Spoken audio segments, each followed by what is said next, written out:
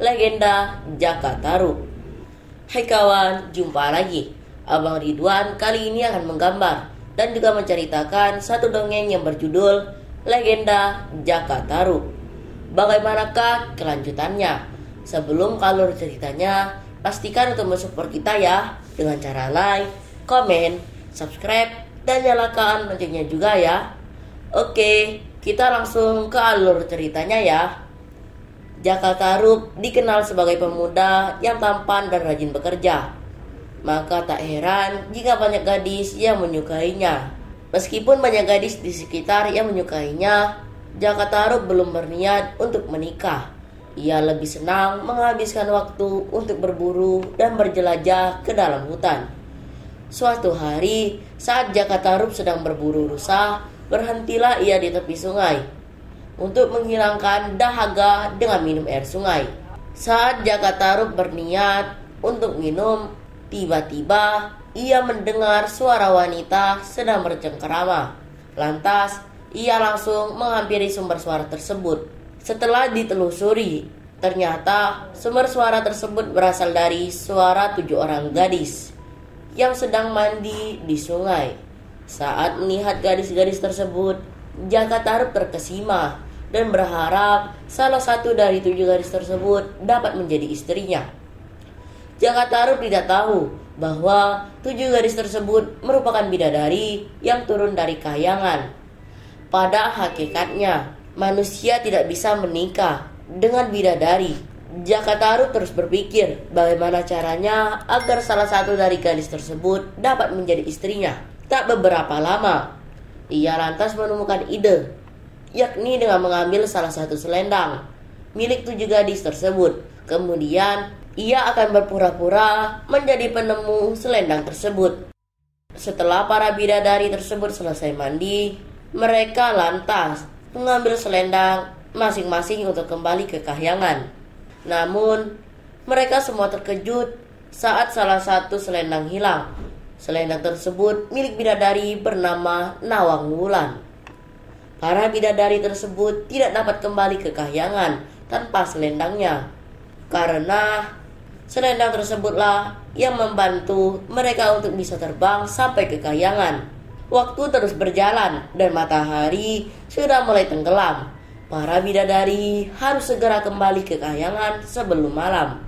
Sehingga mereka berenam terpaksa meninggalkan Nawang Wulan seorang diri. Karena selendangnya hilang, karena kebingungan, Nawang Wulan lantas mencoba menelusuri jalan setapak dan berhentilah di sebuah rumah. Rumah yang ia singgahi ternyata rumah Jaka Tarub. Saat Jaka Tarub mengetahui hal ini, tanpa berpikir panjang, ia langsung menghampiri Nawang Wulan dan berpura-pura menjadi penolong. Lantas, Jaka Tarub bertanya kepada Nawang Wulan, "Hai gadis cantik, ada yang bisa kubantu?" "Hai pemuda, namaku Nawang Wulan. Sebenarnya aku bidadari kahyangan dan aku kehilangan selendangku, sehingga aku tidak bisa kembali ke kahyangan." Jaka Tarub terkejut saat ia mengetahui bahwa gadis bernama Nawang Wulan tersebut merupakan seorang bidadari.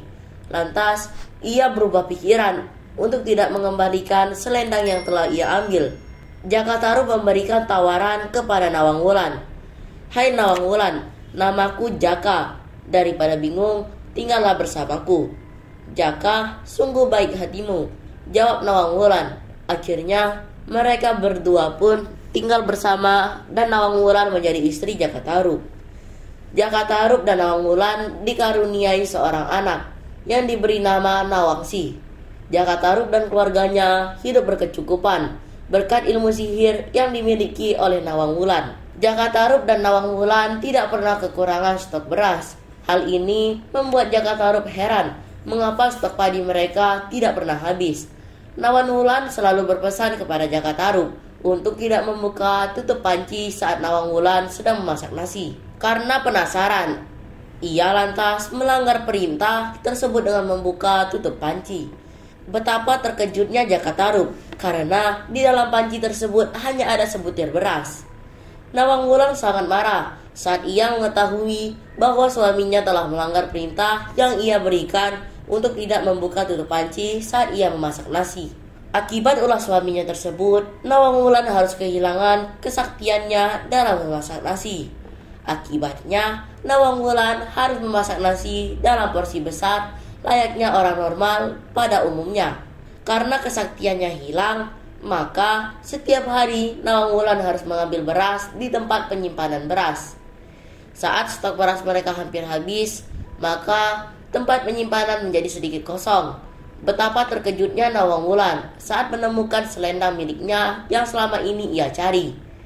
Saat menemukan selendang miliknya, Nawang Wulan langsung menghampiri suaminya tersebut dengan rasa kesal.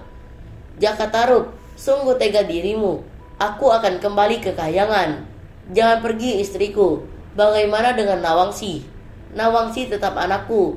Walaupun aku tidak menganggap kau suamiku lagi, aku akan kembali lagi untuk menyusuinya."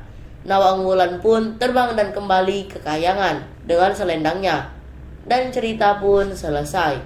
Demikianlah legenda Jaka Tarub yang berakhir menyedihkan. Dari kisah tersebut, kita dapat mengambil pelajaran. Jadilah orang jujur, maka kita akan hidup dengan tenang dan tidak dihantui oleh ketakutan yang berakhir menyedihkan. Makasih banyak ya kawan-kawan sudah menyimak cerita kita kali ini. Sampai jumpa di kisah dan cerita yang lainnya dalam video menggambar dan bercerita. Terima kasih ya, bye-bye.